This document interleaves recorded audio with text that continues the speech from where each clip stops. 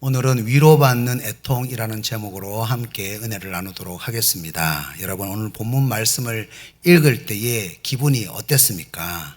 세상에 눈물을 흘리는 것을 좋아하는 사람은 없습니다.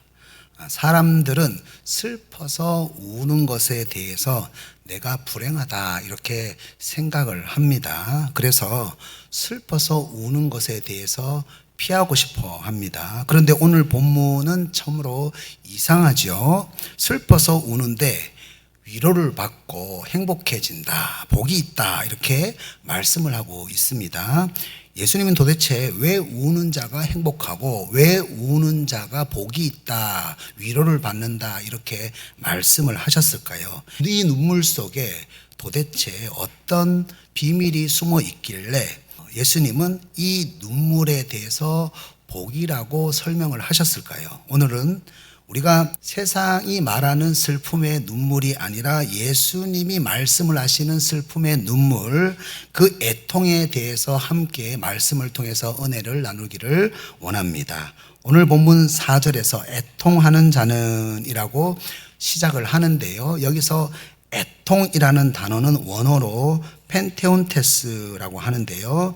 가장 강렬한 슬픔이다. 애통한다라고 하는 것은 너무나 슬프다라는 것을 의미하고 있습니다. 그러니까 마음을 찢는 듯한 극심한 슬픔을 가지고 있다라는 것이 애통한다라는 그런 뜻입니다. 그런데 이 슬픔은요, 이 애통은요, 세상의 불행이나 세상의 고통 때문에 눈물을 흘리는 것이 아니에요. 내가 지금 영적으로 완전히 부도 상태이구나. 내가 완전히 지금 영적으로 파산 상태이구나. 내 한계 때문에, 나의 부족함 때문에 하나님의 일을 내가 지금 다 망치고 있구나. 하나님 앞에서 가슴을 치는 그런 애통이에요. 그래서 4절에서 이렇게 애통을 할 때에 복이 있다 이렇게 말씀을 하는데요. 여기서 복은요, 원어로 마카리오스라고 하는데요. 환경에 영향을 받지 않는 하나님과의 바른 관계 안에서 누리는 행복을 오늘 복이라고 말씀합니다. 여러분, 세상에서 말하는 복은요, 항상 조건이 붙어 있습니다. 물질이 많아야 하고, 또 건강해야 복이 있다고 생각을 하고, 자식이 좋은 대학을 가야지만 저 사람 복 받았다, 이렇게 세상에서는 복을 그렇게 조건을 가지고 붙이게 되지요. 세상이 주는 복은요, 환경에 따라서, 조건에 따라서 왔다 갔다 하는 복이라고 할 수가 있습니다. 그런데 애통할 때에 오는 복은요, 완전히 의미가 다릅니다. 하나님과의 바른 관계 안에서 오는 복이에요. 하나님과의 관계를 살펴보니까 내가 영적으로 완전히 내가 파탄이 났구나. 영적으로는 내가 완전히 파산이 되었고 부도가 났구나. 내 한계 때문에 내가 하나님 나라를 망치고 있구나. 하나님과의 관계성에 내가 실패했구나. 이 사실을 깨닫고 흘리는 눈물이 바로 애통입니다. 그런데 이 눈물 안에는 무엇이 있습니까? 하나님 나라를 갈망하는 마음이 있는 거예요. 너무 하나님 나라를 이루고 싶은데 내가 너무 부족한 거예요. 내가 너무 한계를 가지고 있는 거예요. 그래서 하나님 나라를 갈망하는 마음이 있으니까 애통하는 거예요. 하나님, 내가 하나님의 소원을 이루지 못하고 있군요. 이때에 이렇게 애통을 하면서 내 힘이 완전히 빠지게 되고 낮아지는 마음이 되고 비로소 하나님의 말씀이 나를 다스리기 시작하게 되는 거죠. 이것이 바로 위로가 되는 복이라는 겁니다.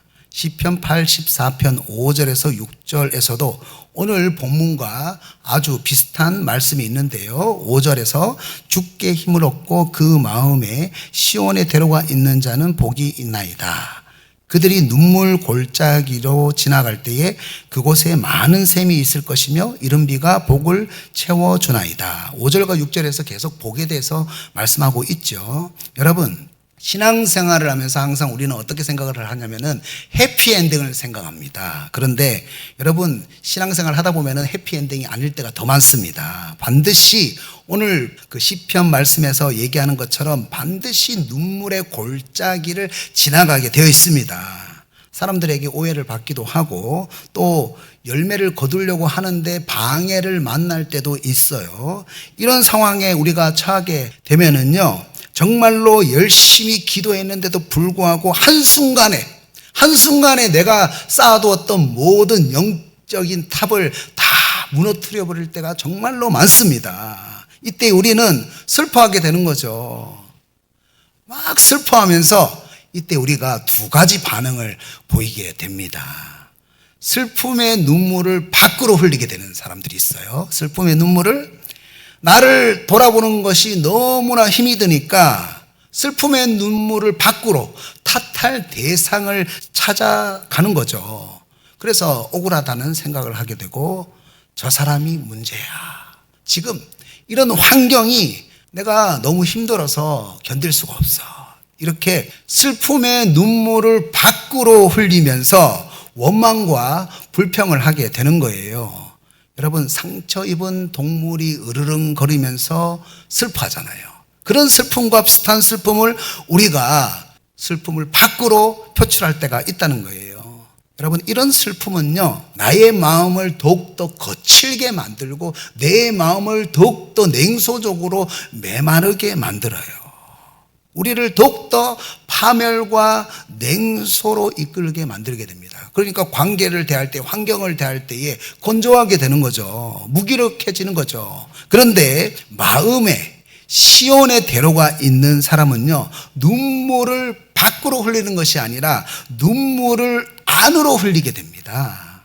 하나님 나라를 이루어야 하는데 그러지 못하는 내 자신을 바라보면서 애통을 하는 거예요. 눈물을 흘리는 거죠. 그래서 6절에서 그들이 눈물 골짜기로 지나갈 때에 그곳에서 많은 샘이 있을 것이며, 눈물 골짜기를 지나갑니다. 눈물 골짜기를 지나가는데 눈물을 안으로 흘리게 되니까 어떻게 됩니까? 밖으로 흘리지 않고 눈물을 안으로 눈물을 흘리게 되니까 그 눈물 골짜기를 지나갈 때에 원망과 분노와 냉소가 커지는 것이 아니라 내 교만한 마음이 무너지는 거예요. 자기 자신을 말씀의 거울 앞에서 점검을 하게 되니까 많은 사람들이 와서 먹을 수 있는 많은 샘을 오히려 그 애통을 통해서 얻게 되는 거죠. 다시 6절을 보면은 이런 신앙의 여정이 바로 복이다 말씀하고 있습니다. 산전수전을 다 겪으면서 아주 탁월하게 세상살이를 한 사람이 있었습니다. 이 사람은 어디를 가든지 너무 탁월하기 때문에 칭찬을 받았어요. 그리고 신앙생활도 아주 잘했습니다. 이분이 어느 날 지인들과 함께 식당에 갔어요. 그래서 식당에 가가지고 그 지인들과 함께 신앙적인 이야기를 아주 열심히 나누고 있었습니다. 그런데 식당에 메뉴판이 없는 거예요. 요즘 식당에 메뉴판 없죠? 메뉴판이 없는 거예요. 그래서 종업원을 불러서 아주 품위 있게 예의 바르게 이렇게 말을 했어요. 주문하려고 하는데 메뉴판이 없네요. 메뉴판 좀 갖다 주세요. 이때에 종업원이 이렇게 말을 하는 겁니다. 키오스크로 주문하면 됩니다. 여러분 이해되십니까? 무슨 말인지?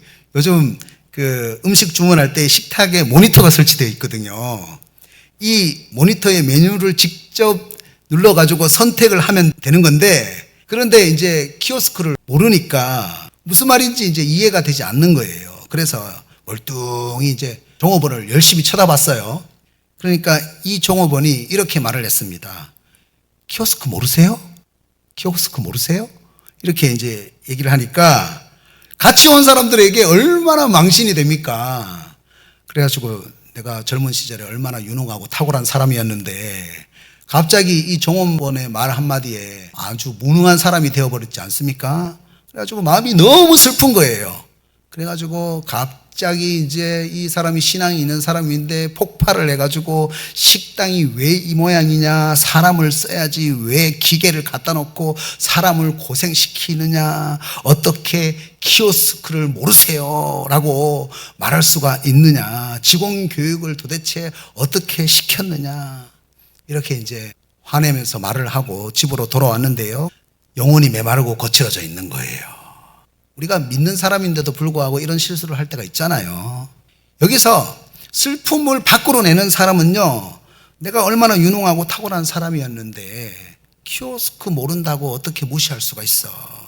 계속 그 종업원이 했던 그 말을 계속 오해를 하면서 원망을 합니다. 그리고 종업원이 했던 그 말을 사람들에게 퍼뜨리고 다닙니다. 그런데 여러분, 애통을 하는 사람은요, 내가 키오스크 모른다는 말에 왜 그토록 예민하게 반응을 했을까?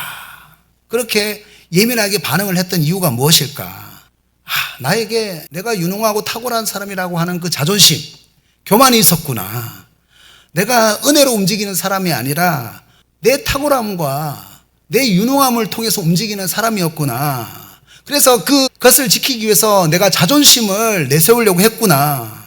도대체 탁월하고 유능한 사람이라는 슬로건이 뭐길래, 그 자존심이 뭐길래 예수 믿는 사람으로서 내가 하나님 나라를 위해서 살아야 되는데 그 명예를 먹칠하였지.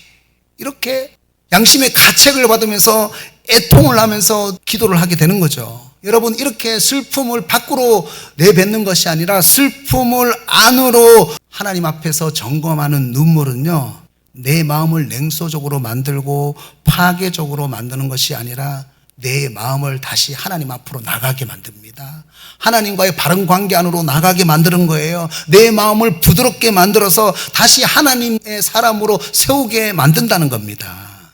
여러분, 압살롬이 아버지 다윗을 배신하고 쿠데타를 일으켰어요. 여러분, 분명히 압살롬이 잘못을 했습니다. 여러분, 이런 상황에서 다윗은 얼마든지 압살롬에 대해서 원망하고 불평을 할 수가 있어요. 사무엘하 15장 30절을 한번 보세요.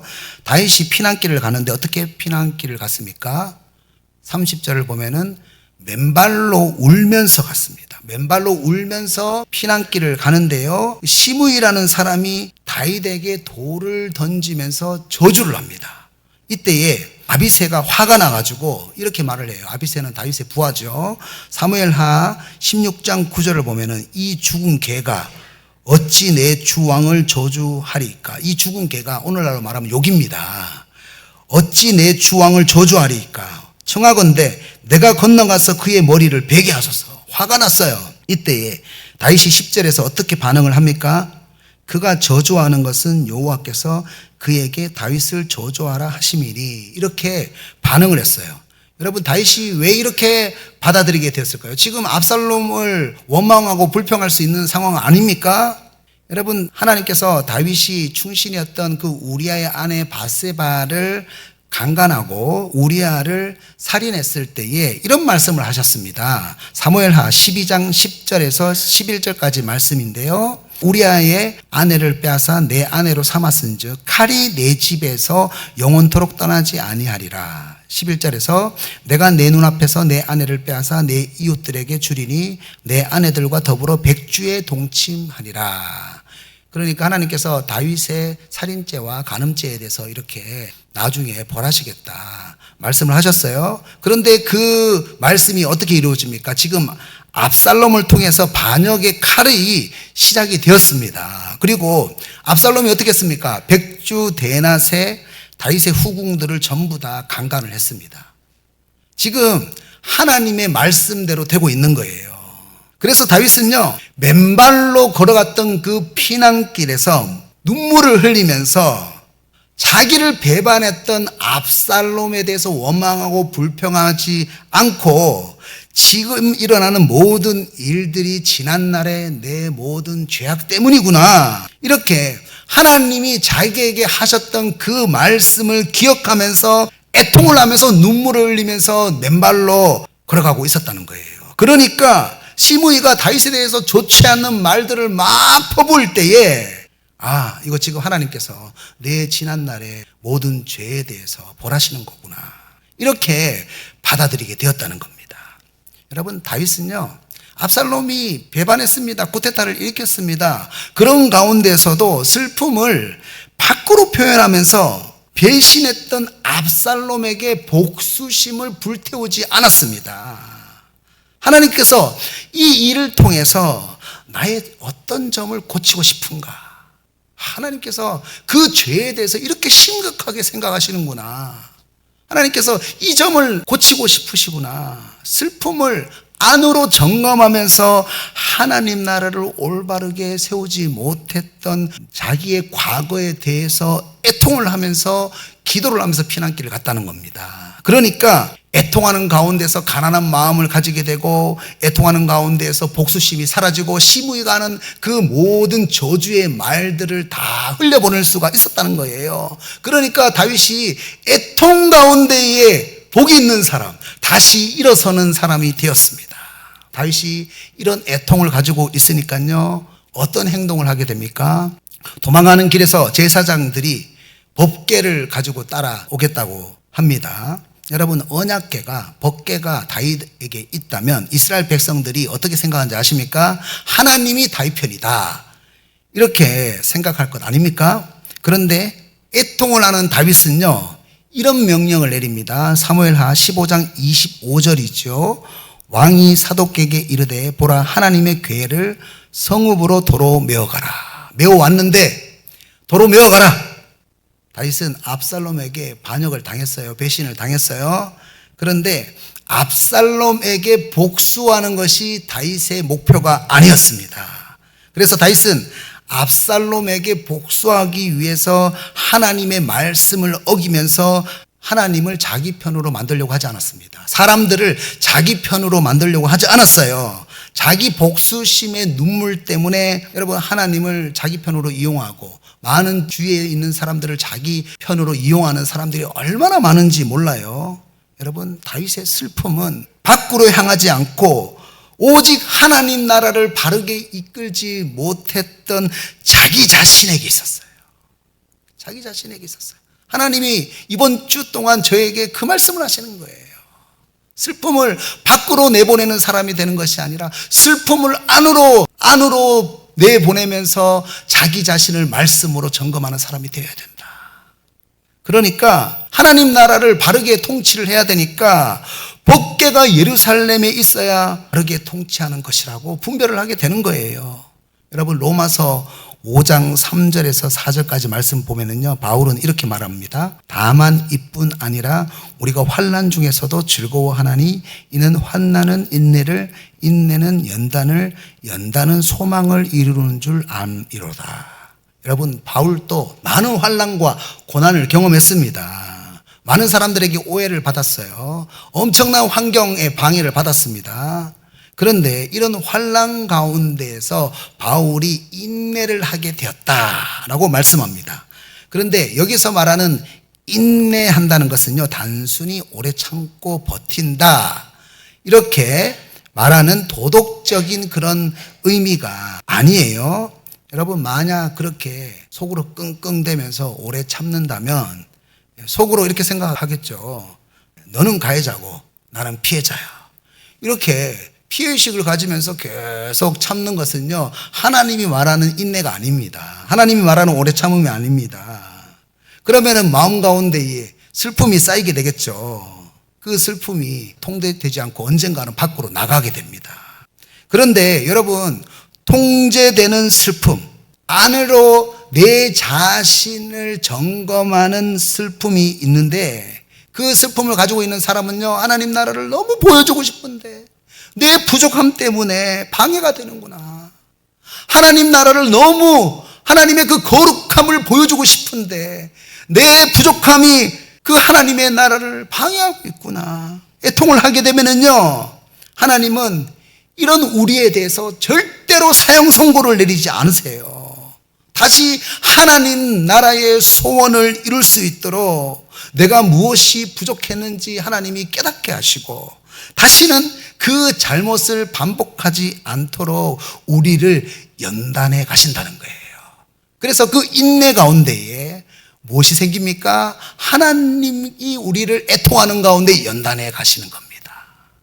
그러면 어떻게 됩니까? 소망이 생기게 되는 거죠. 환난 가운데 실패합니다. 실패해서 넘어지지만 다시 한번 애통하게 되면서 더 강한 모습으로 일어서게 되고, 그래서 결국 어떻게 됩니까? 환난 가운데에 즐거워할 수가 있는 거예요. 여러분, 베드로를 한번 보십시오. 얼마나 자기 자신의 신앙에 대해서 자신했습니까?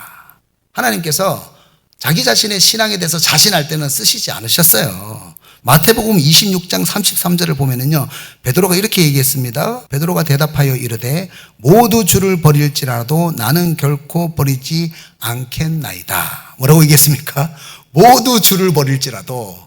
다른 사람들을 다 평가를 비하했어요.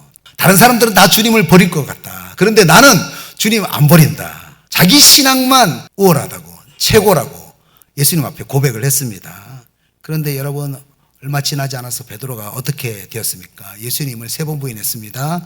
그냥 부인한 것이 아니라 저주하면서 부인을 했어요. 그때 베드로가 자기 한계를 발견했습니다. 내가 그렇게 내 신앙에 대해서 자신을 했는데 내가 이 정도밖에 되지 않는 사람이었구나. 그래서 그때 베드로가 어떻게 합니까? 자기 자신의 한계를 발견했을 때에 심한 통곡을 합니다. 이것이 바로 애통이에요. 자기 자신의 한계를 발견하고 우는 것이 바로 애통이에요. 그러니까 예수님은 자기의 죄된 모습을 발견하고 애통하는 베드로를 향해서 예수님은 사형 선고를 내리지 않으셨어요. 너는 끝났어. 너 나 저주하면서 부인했기 때문에 끝났어. 이렇게 사형 선고를 내리지 않으셨습니다. 자기 자신의 한계를 발견하고 애통하는 그 베드로에게 예수님은 부활하신 다음에 찾아오셔서 3번이나 물으셨어요. 시몬아, 내가 나를 사랑하느냐? 사랑에 대해서 물어봤습니다. 이때에 베드로가 어떻게 대답을 했습니까? 다른 사람은 몰라도 진짜로 저는 예수님 사랑합니다. 이렇게 대답했습니까?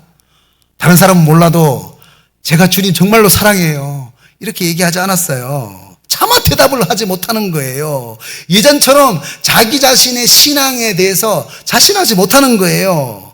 예전처럼 자기 자신을 내세우지 못합니다. 대신 어떻게 고백했습니까? 요한복음 21장 15절, 16절, 17절에서 똑같이 3번 이렇게 베드로가 대답을 했습니다. 내가 주님을 사랑하는 줄 주님께서 아시나이다. 주님이 아십니다. 여러분, 이 고백이 무슨 뜻입니까? 내가 얼마나 연약한 사람인지 몰라요. 주님 아시잖아요. 내가 얼마나 쉽게 무너지는 사람인지 몰라요. 주님 아시잖아요. 내가 저 사람보다 낫다고 생각을 했는데 이제 내 자신 아무것도 자신할 수 없어요. 그러니까 주님 다 보셨고 또 앞으로 내 모습도 주님께서 다 나보다 더 잘 아시니까 주님이 나를 이끌어가 주십시오. 주님이 나를 이끌어가 주십시오. 주님, 내 모습에 대해서 나는 애통합니다. 내 그 부족한 모습에 나는 애통하고 있습니다. 주님이 나를 이끌어가 주십시오. 주님이 나를 인도해 주세요. 베드로가 변한 거예요. 그래서 우리에게 애통이 필요합니다. 베드로의 이런 애통은 자기의 죄된 모습, 자기의 한계를 철저히 주님 앞에 고백하는 애통이었습니다. 이때 주님은요, 이런 베드로의 애통하는 고백을 위로하시면서 이렇게 말씀을 하시죠. 내 양을 먹이라.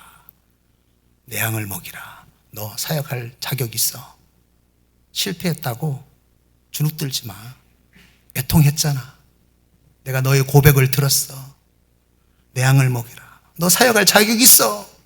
예수님은 베드로의 실패를 끝으로 보지 않으셨어요. 베드로가 그 실패를 통해서 자기 자신을 발견하고 주님 앞에 애통을 하면서 고백할 때에 예수님은 베드로의 마음을 낮은 마음으로 연단을 하시고 다시 하나님 나라의 일꾼으로 세워주셨습니다. 엘리사 호프만이라는 목사님이 있었는데요. 이분은 신앙적인 규칙을 정말로 철저하게 지키는 분이었어요. 그리고 정말로 성실해서 주변에서 항상 칭찬을 받았습니다. 그래서 호프만 목사님에게는 언제나 당당함과 자기 자신의 목회에 대한 자부심이 있었습니다. 나에게 있는 그 탁월함과 또 성실함만 있다면 아마 목회가 잘 될 거야. 그런데 이제 목회를 하다 보니까 탁월함과 성실함으로만 감당할 수 없는 그런 일들이 생기는 거죠. 사람들과의 관계가 깨어지게 되고 감당할 수 없는 마음의 짐들이 목회 현장에서 일어나게 되는 거예요. 그런데 자기 자신이 자기에게 있는 그 모든 탁월함과 성실함으로만 이 모든 문제들을 대비를 할 수가 없는 거예요. 그래가지고 이 호프만 목사님이 처음에는 그 모든 슬픔의 눈물이 밖을 향해서 흘러내렸습니다. 목회 환경이 문제야. 그리고 지금 이 성도들이 문제야. 그래가지고 이 목회 환경과 성도들에 대해서 지독한 원망과 서운함이 가슴 깊이 밀려오는 거예요. 그 슬픔을 밖으로 흘리게 되니까 하나님, 내가 이렇게 성실하고 탁월하게 목회하는데 왜 성도들이 나를 인정해 주지 않는 겁니까?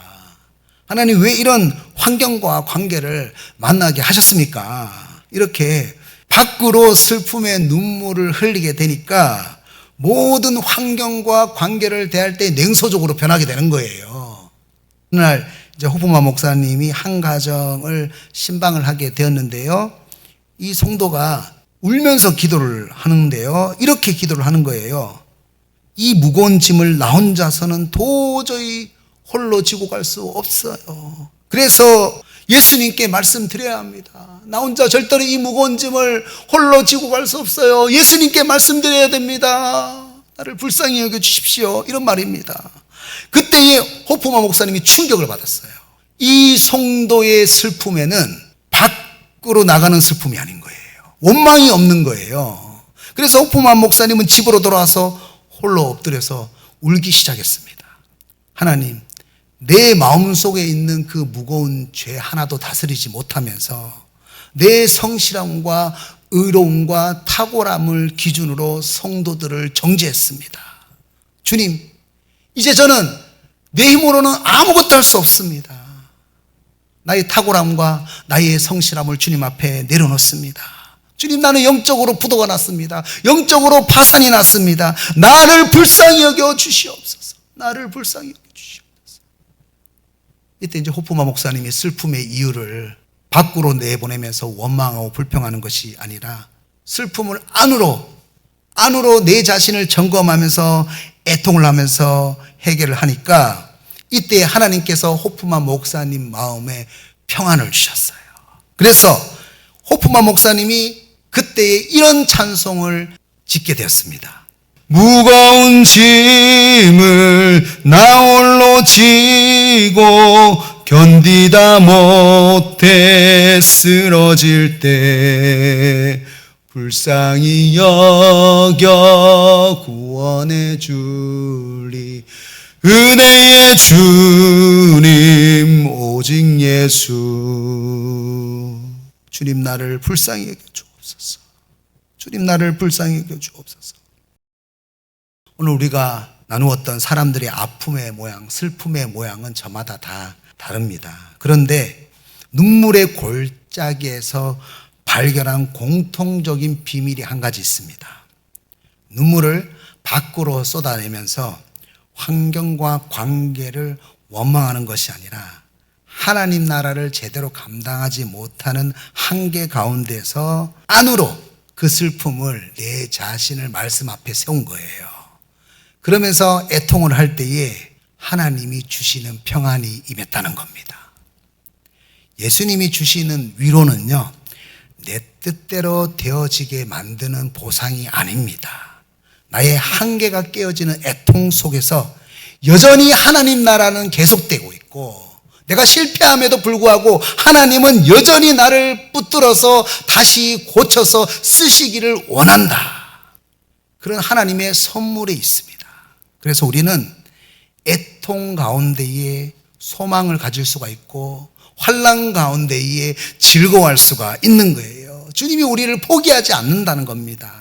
오늘 예수님이 말씀하신 애통은 절망의 눈물이 아니에요. 내 뜻대로 되지 않는다고 원망하고 불평하는 그런 눈물도 아니에요. 내 힘과 교만이 무너진 그 자리에서 나의 영적인 부도와 파산을 인정하면서 오직 다시 하나님을 바라보는 거룩한 탄식입니다. 이렇게 애통하는 나에게 하나님은 다시 소원을 주십니다.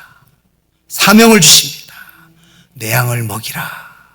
혹시 지금 눈물 골짜기를 지나고 계십니까? 억울함과 원망으로 눈물을 밖으로 쏟아내면서 내 마음을 냉소적으로 메마르게 만들지 마십시오. 그 눈물을 하나님 앞으로 가지고 나와서 나의 내면을 점검하는 거예요. 내 내면을 점검하면서 다시 하나님, 내가 주님의 도구가 되게 해 주시옵소서. 주여, 나를 평화의 도구로 써주소서. 눈물을 흘리십시오. 그러면은요, 그 애통하는 눈물을 보시고 비로소 메마른 영혼을 치유할 수 있는 하나님이 가난한 마음, 낮은 마음, 은혜의 샘물이 터지게 되는 인생으로 만들어 주십니다. 오늘 시간 이 말씀을 우리의 마음에 새기시고 위로받는 애통을 통해서 여러분의 삶에 많은 샘이 넘쳐나시기를 축복합니다.